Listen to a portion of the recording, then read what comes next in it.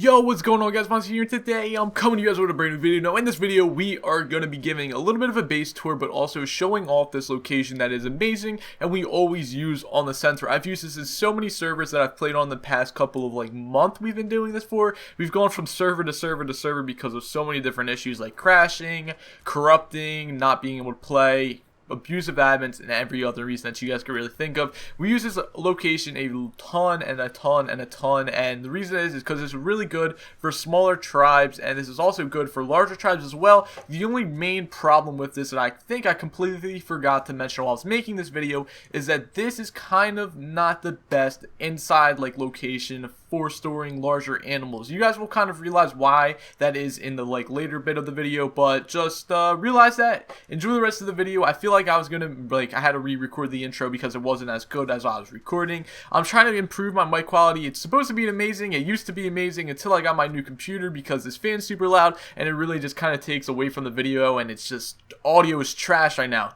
Trust me, I completely understand. This fan is trash. I don't know what's going on with the PC fan. It's so loud. It doesn't quiet down at all, and I don't know what I could do. I'm trying to figure it out. Anyway, guys, enjoy the rest of the video, and I will talk to you guys later. Peace.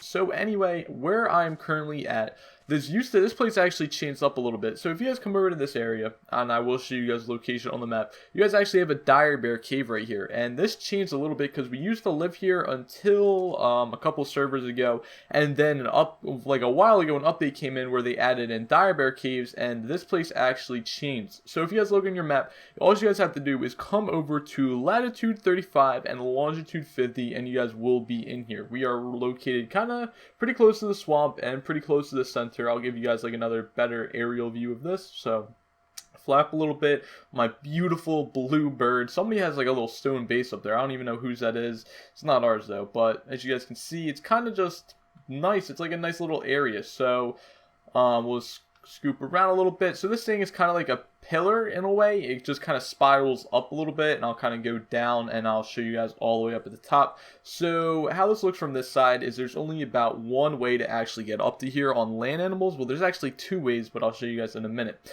So if you guys just want to live up there, and that's where you guys wanted to live, we actually live in the bear cave, or the Dyer bear cave, so I'll show you. I'll go in a little bit more detail about that. But to get up to the top there with land animals, there's literally only one entrance. So if you guys want to block this off by putting up tons of behemoth gates, or even just filling this up with vaults, they're gonna have a really hard time getting gigas up here because they're gonna have to destroy one by one by one. If they got Rexes, they could just bring them with the Quetzal and kind of just drop them off here, but that's differently. One way is going through this bridge. So if you guys just want to completely block this bridge off too, you guys also have another land that a little land thing that comes off of the ground. If you guys keep going down a little bit, here is the second entrance and the only other entrance into the Dyer bear cave as well. Lagged a little bit right there, but that's another entrance to the Dyer bear cave. And then you guys have a bunch of land where people can actually come up from. So you have this entire coast over here, and then you guys also have an entrance from the other side as well. So it's a little cut through, and that's another area where people can actually get up to. So if you guys are planning on just living up there, not actually inside of the Dyer bear cave, I would highly recommend blocking off only this entire pathway, so that you guys don't have to completely split up your defenses. But if you guys fill this entire way up with the vaults, it's going to be really hard to get land animals up here unless you can really bring them around with a Quetzal. So going further up onto here, let's start to go into the Dyer bear cave. Actually, no, before we go in there, I'll show you guys a little bit up here. So like I said, this is kind of like a little staircase, like a spiral staircase. If you guys think about it, you guys can go up here, and this is where you guys are going to find tons and tons and tons of metal, and then you guys can actually keep going up here. And there's usually a lot more metal that spawns around here, but since these people just put their base down and got raided and never demolished it, well, that's kind of gone there. But there used to be tons and tons of metal up here, and if this base does get destroyed, metal will be spawning all around here, and that'll be pretty good. And then you guys have this little pillar thing up here as well. Brontos sometimes spawn up there. It's kind of weird, but pretty funny as well. So going back into the Dyer bear cave, why are there tons of sleeping bags here? Can we destroy these? Nope. Yep, they're not ours. So, one shot. But alright, so let's go into the Dyer Bear Cave. Now, the reason that this thing is so amazing is because how small the actual entrance to the Dyer Bear Cave is.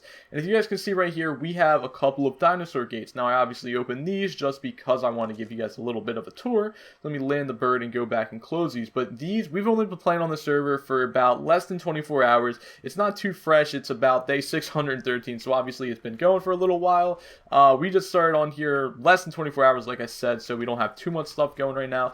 But right there, you guys can fit about at least about 40 doors going through this entire hallway. It could be a little bit more, I don't remember exactly, because we use this spot a lot on many different servers, and it's really easy just to stack doors and doors and doors. It also does take about 1 to 2 rockets, maybe depending on the actual rocket launcher itself, to actually destroy all those doors.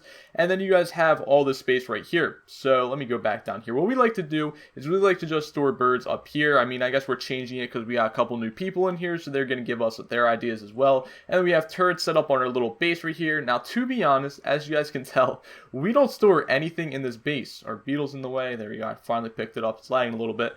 Right here, we just have the generator. We have the chem bench. Planning on making another chem bench right here, and a fabricator, smithy, and stuff like that, just for crafting, really. Move. Why did you go back there?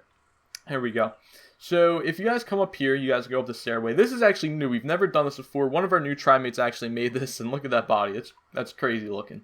So what we're going to be doing in here is we're actually going to be storing probably most of our birds that are really high level and use this for breeding as well. And we can kind of just store those in there. And then as you guys come up here, you guys will be able to see this is another amazing spot. One, because you can fit about 20 Dinosaur Gates in this actual area. You guys want to make them as close as possible because that means that they're going to have to destroy through every single Dinosaur Gate. But one problem is that up top there, how that's like a little bit circular, a little bit round up there, that's an area where people could actually fly through. So if you guys do make it, you guys have to make walls up to there. And we just started, so we didn't actually start that yet. But once you guys get into here, you can make a good amount of vaults. I think the last time, one time we had 4, but we haven't set this time up, like any of the vaults up yet. So we will have to set those up, then I can show you guys a little bit later. But in here, we have our fabricator, we have our smithy, and we just have our vaults and stuff like that.